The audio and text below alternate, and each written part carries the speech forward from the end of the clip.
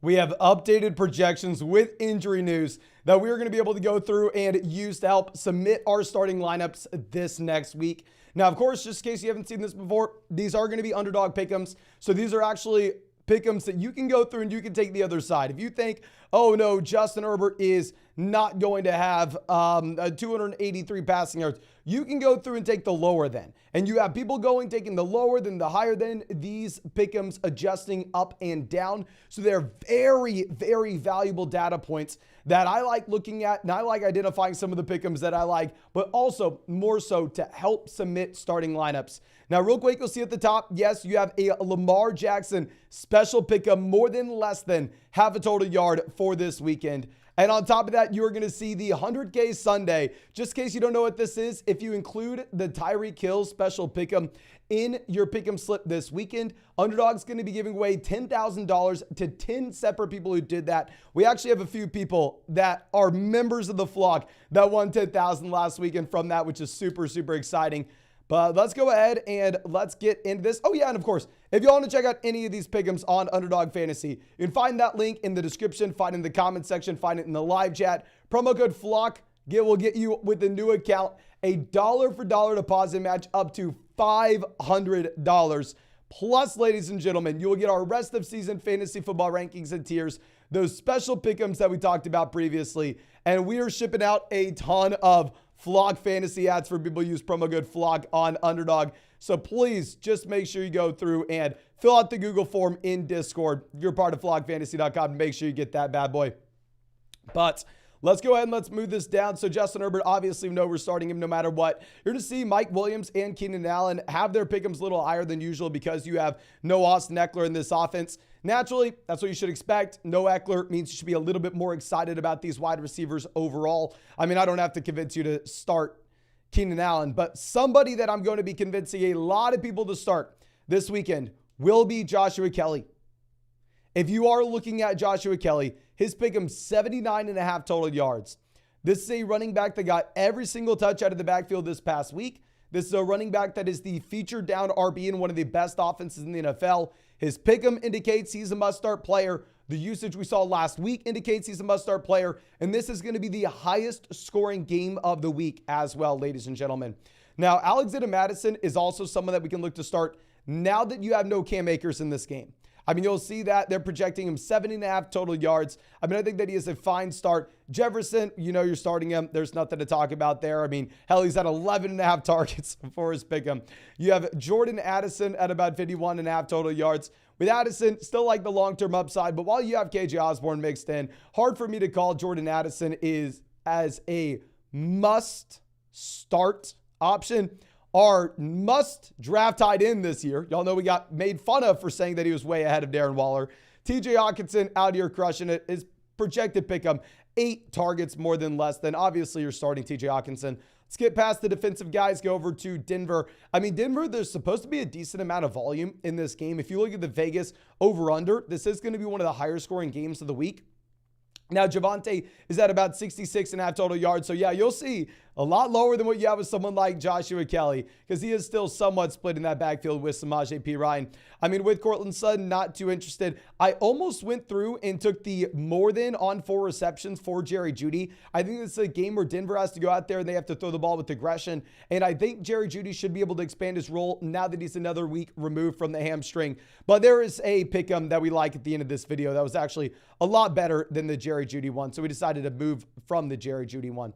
Now, going over to the Dolphins, we know we're starting Tua every week. We'll say still, because Tua doesn't have a lot of rushing upside, his pick'em's at 4.5 rushing yards. More excited about Tua in a 6-point passing touchdown format than a 4-point passing touchdown format. You'll see Raheem Mostert at 78.5 total yards. This is going to be someone that you have to go through and you have to start. Now, what's interesting is you'll see there are a couple different Tyreek pick'ems. You have the one at the very top, which is the 89.5 total yards. That's the one that you need to include if you want to be entered in to win $10,000 this weekend. But what's funny is the normal one is only at 87.5 total yards. Honestly, kind of tells me we should probably be going with the fewer than on the special Tyreek pick'em for 89.5 total yards. But we can't really look at too much here because we're still waiting to see if we get some indication on if Jalen Waddle is going to be playing in this game or not. Don't care about any of these other guys in Miami. You start Waddle, you start Mostert, you start Tyreek. We already know all this. Now, going over to Atlanta, I mean, there's supposed to be no passing volume in this offense. And Bijan, you can see, is already up here as a true elite bell cow running back. 96.5 total yards for his Pickems, which is absurd, and you love to see it. Some of those drafting Bijan over Eckler this year. They still have Tyler Algier at 46.5 rushing yards. I mean, with Algier, it's a running back that's going to get involved as a rusher, not really as a receiver. So I think it is a fine Pickems. Going over to London, they have at 49.5 receiving yards. It's going to be a stay away. Kyle Pitts is a stay away for me as well. I'd love to go through and say, oh yeah, he's going to have 7 fantasy points, but there's been nothing we've seen so far through the beginning of the season that says that that is true. But let's skip by this. And Jahmyr Gibbs, our buy low running back last week, our buy low running back this week. I want to stand by. This is a running back that you need in every PPR format you are playing in. The man's at 75.5 total yards. It's his 3rd NFL game ever. Craig Reynolds is going to have a role, but still nonetheless, Jahmyr Gibbs led this team in targets last week.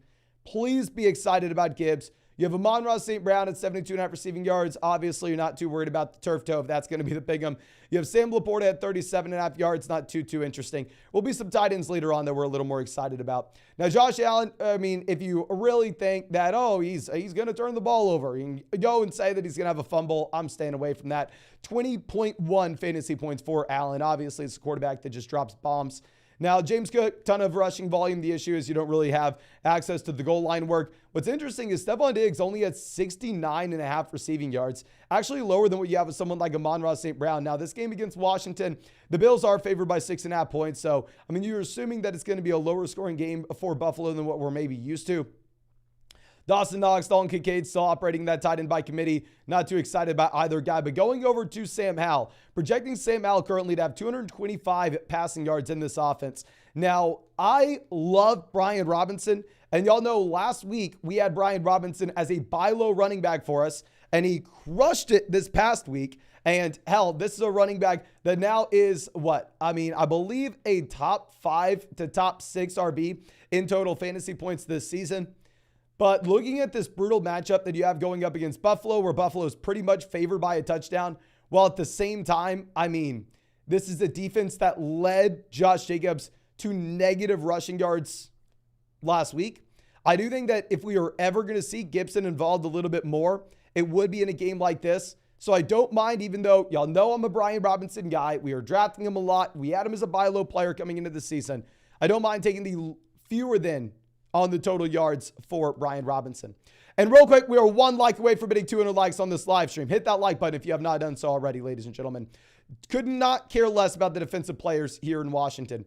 Zach Moss, must-start guy, getting every single snap. They actually just let go of Deion Jackson. They have Zach Moss at 73.5 total yards. I saw that we had the pound earlier in the chat saying to go with the fewer than 3 receptions for Alec Pierce. Passing volume may look a little bit different this week, considering the fact that Gardner Minshew should be the starting quarterback here with no Anthony Richardson. So honestly, I mean, the Indianapolis guys will be a stay away from me. Clearly, we are going to be taking the Lamar Jackson more than less than half a total yard. And promo code FLOCK if you want that, of course. But nonetheless, moving on from there, don't really like anything else with this team. I think you could make an argument for Gus Edwards more than 48.5 rushing yards, knowing that the Ravens should single-handedly just dominate this game. Plus, you have no Justice Hill here as well. Now, I know a lot of people were mad for us not ranking Zay Flowers some must-start option. Zay Flowers had 4.5 receptions, 53.5 receiving yards for his Pickems. I mean, fundamentally, if you have Andrews in this game, you should expect the volume to look a little different for Flowers than it did in week 1.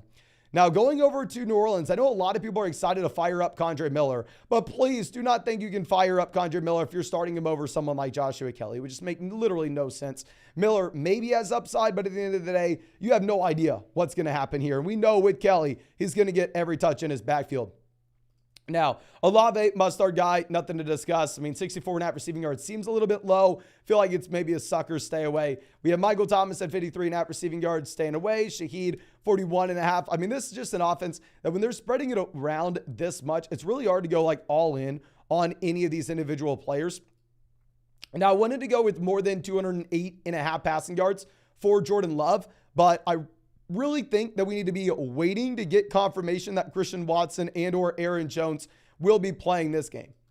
If we get that confirmation, then possibly we're going to go ahead and look to fire up the Jordan Love more than passing yards. But we do really have to wait until we know what the weapons are going to look like here in Green Bay. Now, going over to Houston, we've had some garbage time volume for the Texans offense as of late. You have Dameon Pierce sitting here as a running back running behind a decimated offensive line at 61.5 total yards. I considered going with the fewer than mark, but I was like, you know what? They're just better Pickems at the end of this video. Nico Collins at 53.5 receiving yards. He's been fueled off garbage time as well. Just whatever you do, don't be starting someone like Robert Woods. Don't be starting someone like Tank Dell. They have Tank Dell right now for 35 receiving yards. I don't think this is someone that's all of a sudden a must-start player. Going over to Jacksonville, we know we're starting Trevor Lawrence. Travis Etienne, y'all know this has been a running back that I've been hammering. Go buy, go buy, go buy, go buy. I think that, honestly, the maybe interesting thing to look at here will be Christian Kirk now that Zay Jones has been ruled out this game. Obviously, week 1, you got nothing from Kirk, but week 2, he blew up with no Zay Jones specifically, and you have no Zay Jones in this matchup as well. So they have Kirk, better than Zay Flowers this week with the Pickems. And then you have Evan Ingram at 40 receiving yards. Ingram's one of the very few tight ends that actually sees volume.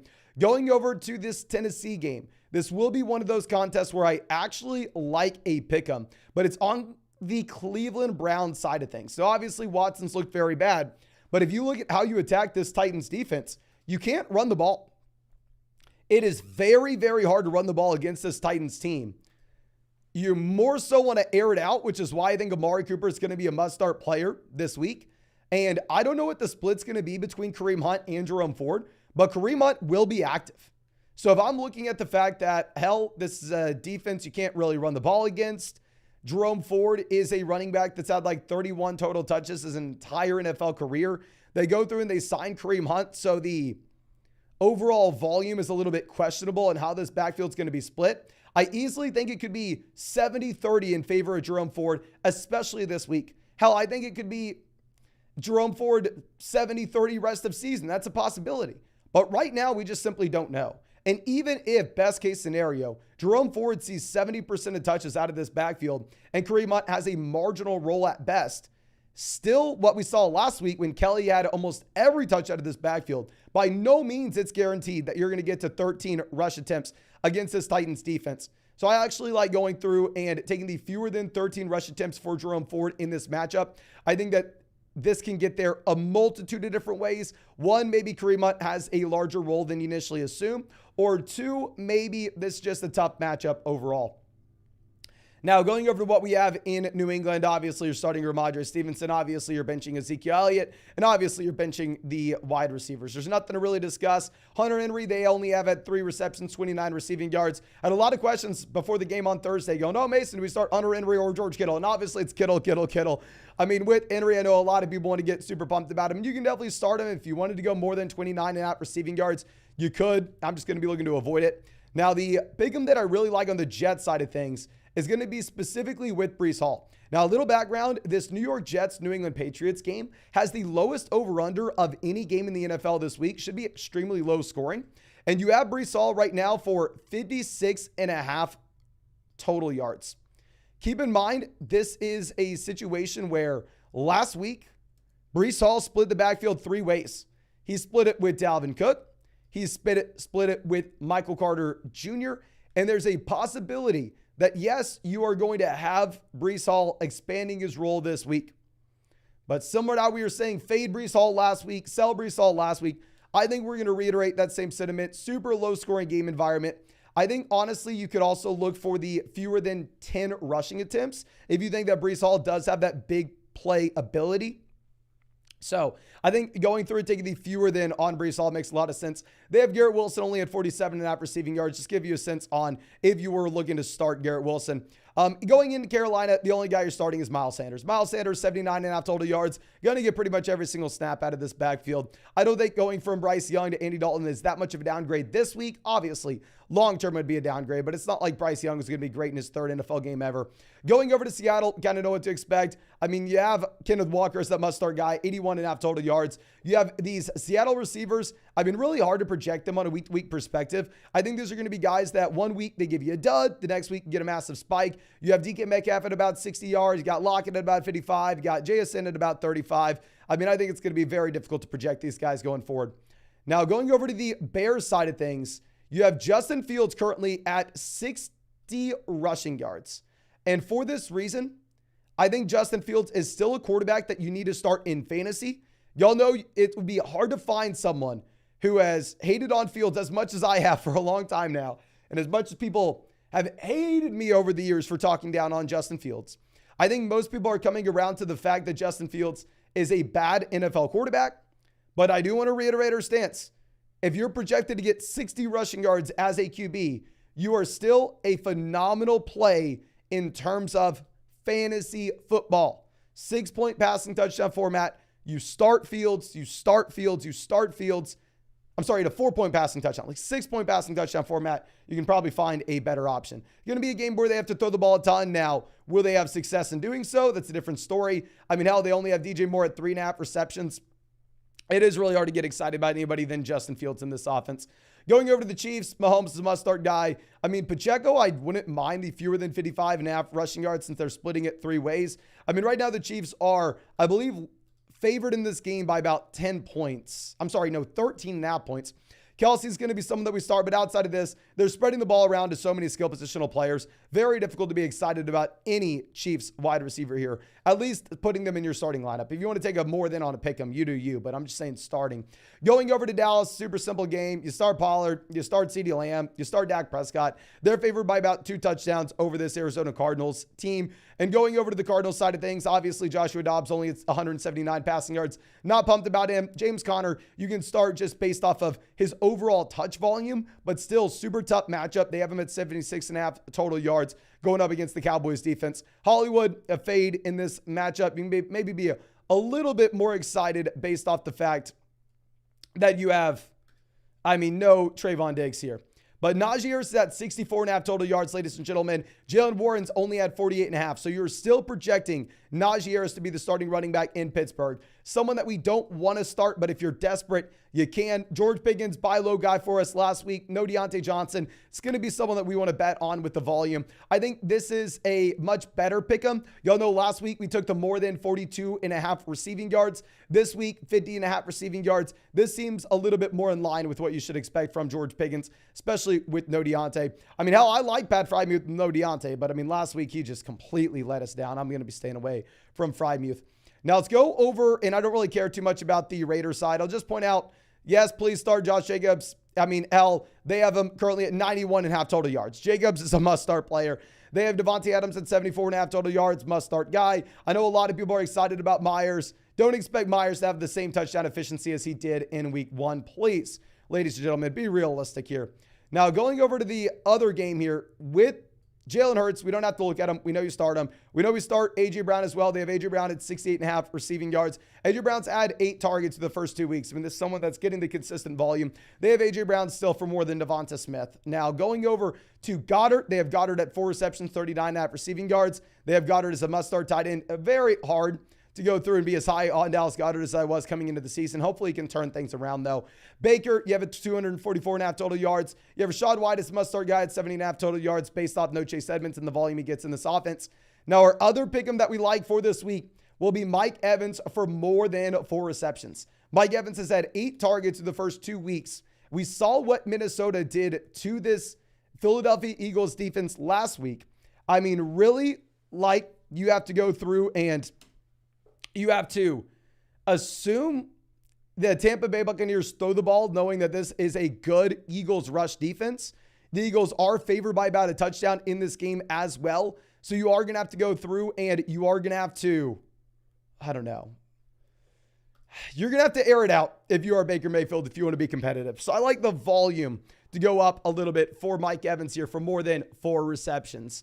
But one thing I couldn't actually get on the screen, but I do want to point out for y'all, they only have everybody's favorite guy, Puka Nacua, at 63.5 receiving yards this week.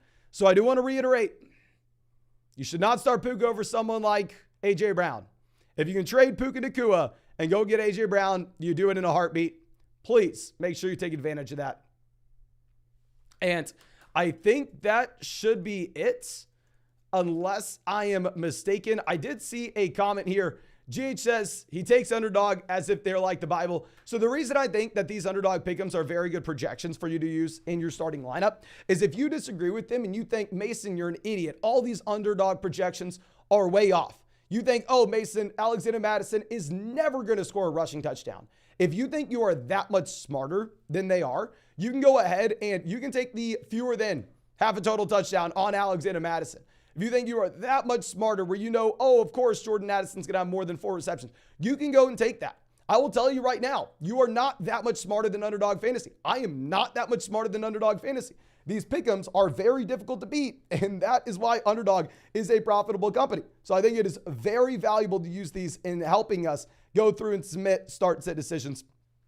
But I think that's all I have for y'all. And of course, if y'all want to check out any of those Pickems on Underdog Fantasy, find that link in the live chat, find it in the description, find it in the comment section. Promo code FLOCK, you're going to get a 100% deposit match up to $500 onto accounts. And at the same time, ladies and gentlemen, a Lamar Jackson special pick of more than less than half a total yard against the Colts this weekend. We're shipping out a ton of Flock Fantasy hats for people who use promo code FLOCK on Underdog. I should probably be wearing a hat right now. And of course, we have way more to ship out. Just make sure you fill out that Google form in the flockfantasy.com Discord if you use promo code FLOCK on Underdog. And everybody remember, please go ahead and include Tyreek Hill in your special pick'em this weekend. Underdog is going to be giving away $10,000 to 10 separate people who include that Tyreek Hill special pick'em. We had a couple of members of the flock win that last weekend. Really hope that we have some more winning that this weekend. But thank you again, ladies and gentlemen. Really do appreciate you. Really hope you have a great day, and really hope we get to see you in the live stream later today.